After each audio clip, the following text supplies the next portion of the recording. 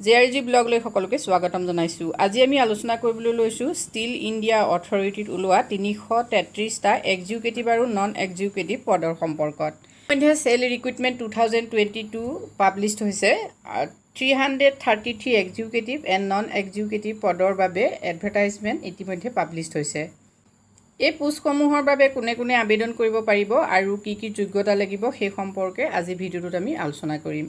প্ৰথমতে চাই লওক important dates for SAIL recruitment 2022।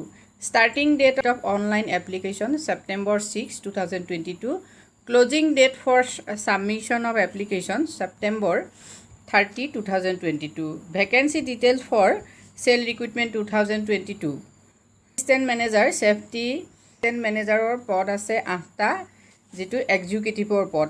Next non এক্সিকিউটিভৰ চাওক 214টা পদ আছে। তাৰে operator cum technician boiler operator S3 39টা আছে। মাইনিং ফৰমেন 24টা আছে। আছে 5।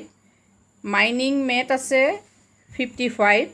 Fire operator trainee 25। Firemen cum fire engine driver 36।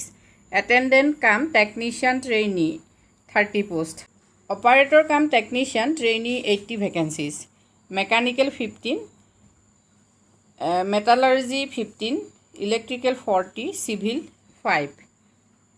Attendance cum technician trainee total 31 vacancies. ফিটাৰৰ 9, ইলেক্ট্ৰিচিয়ানৰ 10, মেচিনিষ্টৰ 12, ইলেক্ট্ৰনিক্স এণ্ড টেলিকমিউনিকেশ্যনৰ 5। নেক্সট আহিলে এডুকেশ্যন কোৱালিফিকেশ্যনখিনি আপোনালোকে চাওক। ফৰ এছিষ্টেণ্ট মেনেজাৰ ছেফটিৰ বাবে B engineer BTech full time in any branch with minimum qualification 65% marks from the government recognize university equivalent institution. Desirable experience practical experience of working in a factory for a minimum of 2 years post acquiring degree in engineering. এইখিনি আপোনালোকে চাই ল'ব। এক্সপিৰিয়েঞ্চৰ ক্ষেত্ৰত যথেষ্টখিনি ইয়াত লিখা আছে, গতিকে মই ডেছক্ৰিপশ্যন বক্সত যিখন নটিফিকেশ্যন সেইখনৰ লিংক দিম, তাত গৈ আপোনালোকে সম্পূৰ্ণ তথ্যখিনি পঢ়ি ল'ব। Age limit for SAIL recruitment 2022 for assistant manager safety and operator cum technician boiler operation minimum 18 years and maximum 30 years, অৰ্থাৎ 18 years to 30 yearsৰ ভিতৰত যদি আপুনি হয় তেতিয়াহ'লে এই পোষ্টসমূহৰ বাবে এপ্লাই কৰিব পাৰিব।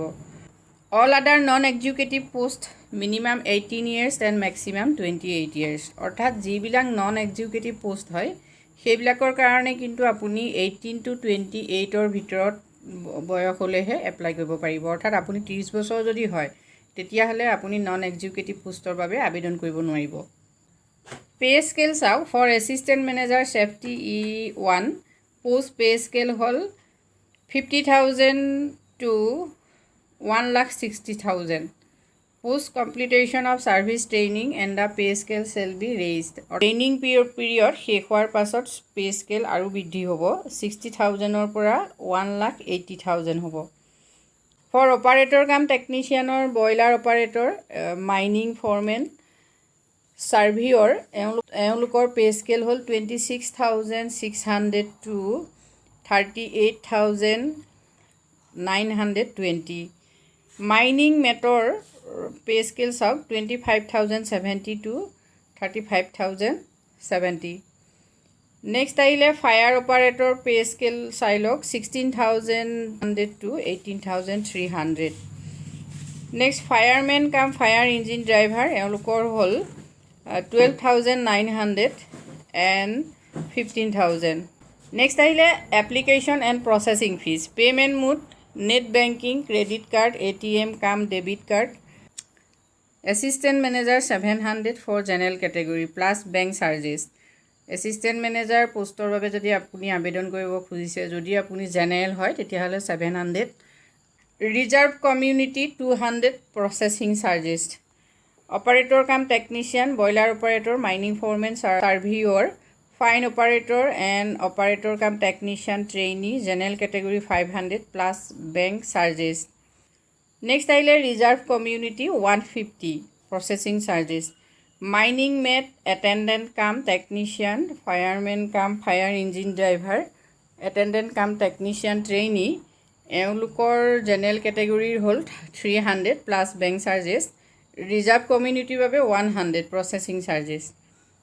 আপুনি যদি ষ্টিল অথৰিটি অফ ইণ্ডিয়াৰ এই খালী হোৱা পদসমূহৰ বাবে আবেদন কৰিব খুজিছে তেতিয়াহ'লে আপুনি চেইল ইণ্ডিয়াৰ যিটো ৱেবছাইট www.sail.co.in এই ৱেবছাইটত গৈ আপুনি এপ্লাই কৰিব পাৰিব। আজিলৈ ইমানেই, ধন্যবাদ।